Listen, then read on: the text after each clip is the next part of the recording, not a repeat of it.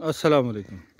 आज हम बरसीम की बिजाई के लिए ये पानी लगा रहे हैं। तो ये देखें, ये पानी जो हमारा फार्म के जो एग्ज़िट है उस पे है, वहाँ से पानी छोड़ देते हैं जहाँ बछड़ियाँ हैं उनके नीचे, और गोबर वगैरह सारा जितना भी नाली में होता है या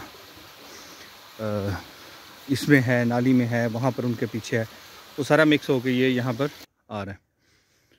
तो ये गोबर वाला पानी जो है हम डालेंगे, खेत में जाएगा।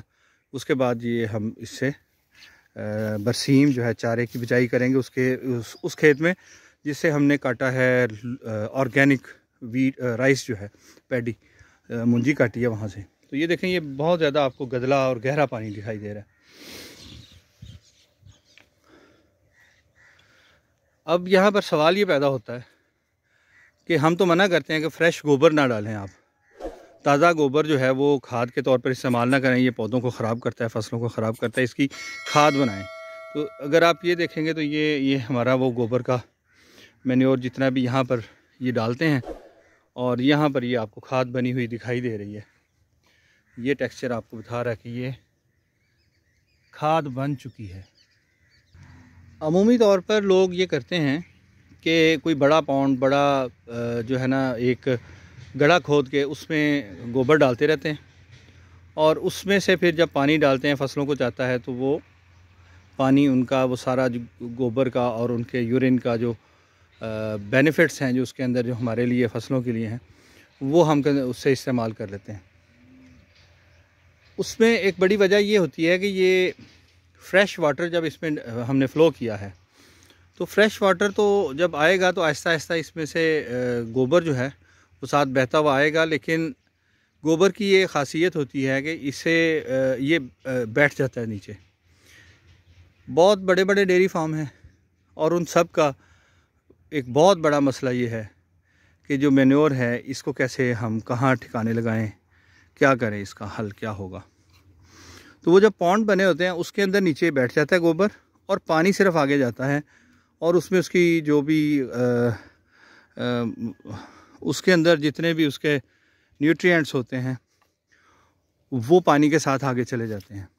पीछे जो गोबर बचता है नीचे बैठ जाता है, वो जो कंपोस्ट बनती है उसकी, फिर वो उसको बाद में निकाल लेते हैं।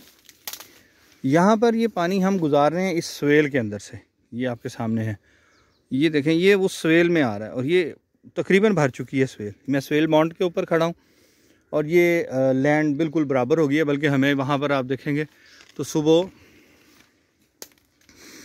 इसमें से मिट्टी निकाल के, गोबर निकाल के साइड पे लगाना पड़ा है ताकि ये यहाँ से साथ वाले खेत में ना चला जाए, ताकि उसमें आलू लगे हैं वो परेशान, ख़राबी ना हो उनकी। तो ये जो हम पानी है इसमें से गुजरेगा तो मैक्सिमम फ्रेश गोबर जो है वो इसमें नीचे बैठ जाएगा। दूसरी बात ये है कि जब हम इससे पूरे एकड़ में लगाते हैं तो उसमें ये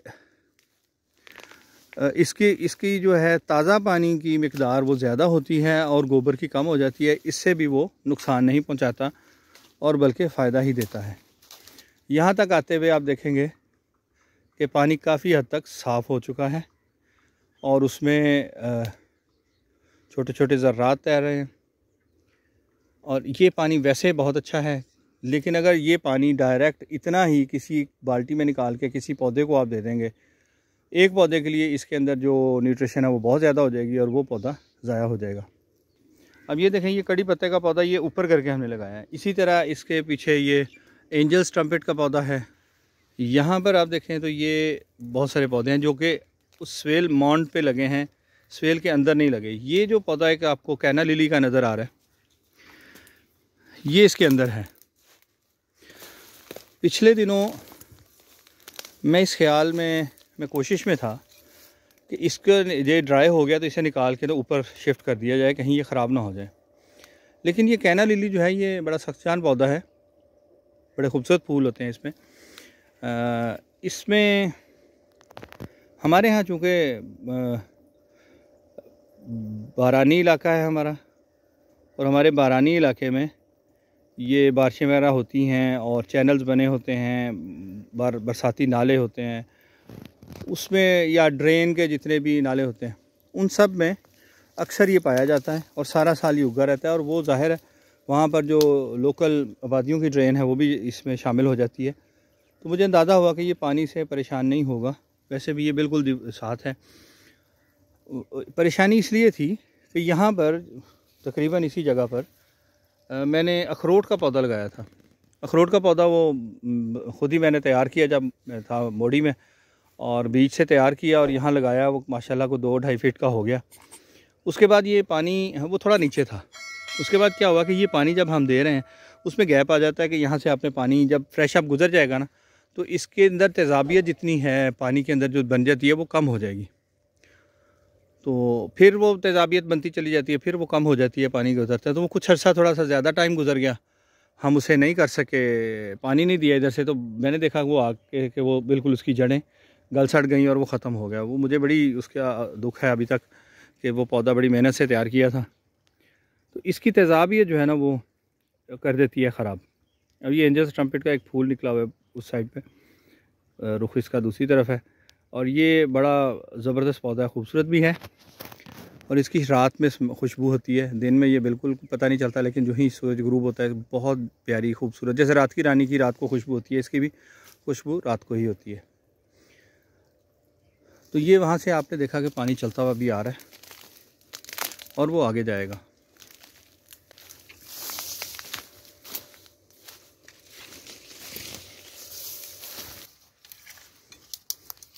ये नेपियर ग्रास है, बहुत बड़ा हो जाता है ये चारा।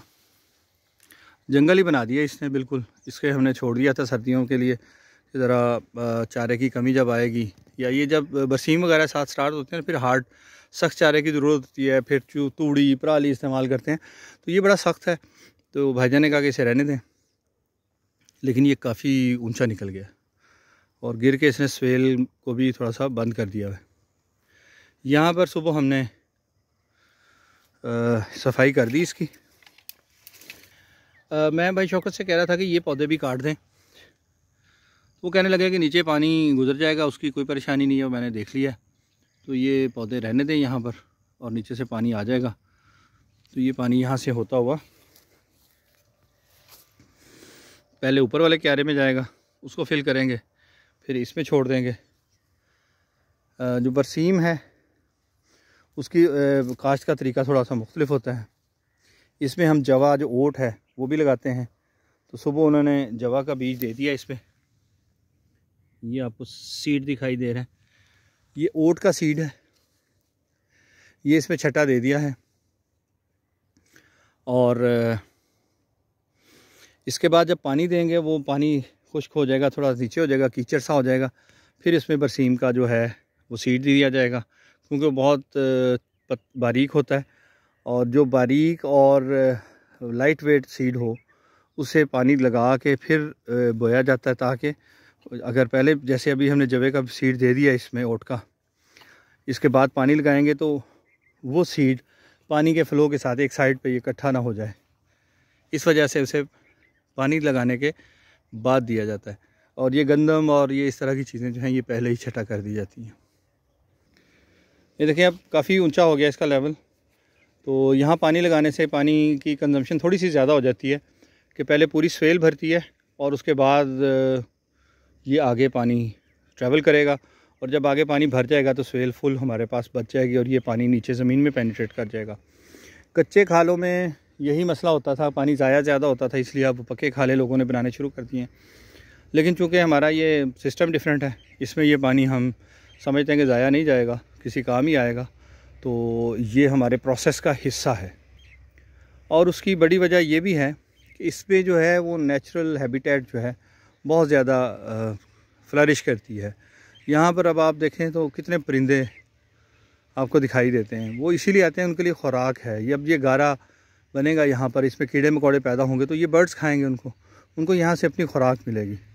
इस तरह बहुत सारे और चीज़ें हशरात होते हैं जो ज़मीन में पनपते हैं, उनको ऐसी जगह चाहिए होती है, बिल्कुल ऐसे जंगल गंदा मंदा ये सारा। हमारे लोग किसान जो है वो इसको देख के परेशान हो जाते हैं और वो जल्दी से कहते हैं ये स्प्रे करो स्प्रे कर दो जी, तो वो सारा घास ख़त्म कर देते हैं। हमने ये सारा दो पोर्शन है, 2 एकड़ है, इनको रखा हुआ है। यहाँ पर आएँ तो इसकी फ़ील ही डिफरेंट है, इसकी लुक ही डिफरेंट है। यहाँ पर आके अलग ही एक आपको फ़ील होती है कि आप किसी और दुनिया में आ गए हैं। बाकी सारा जो ज़मीन है साइड पे वो इसी तरह आम रूटीन से जैसे काश्तकार काश्त करते हैं वैसे ही है, स्प्रे कर देते हैं, घास ख़त्म कर देते हैं, दरख्त कोई नहीं है। लेकिन ये एक अल्लाह ने बहुत ज़बरदस्त हमारी जन्नत बना दी है यहाँ पर।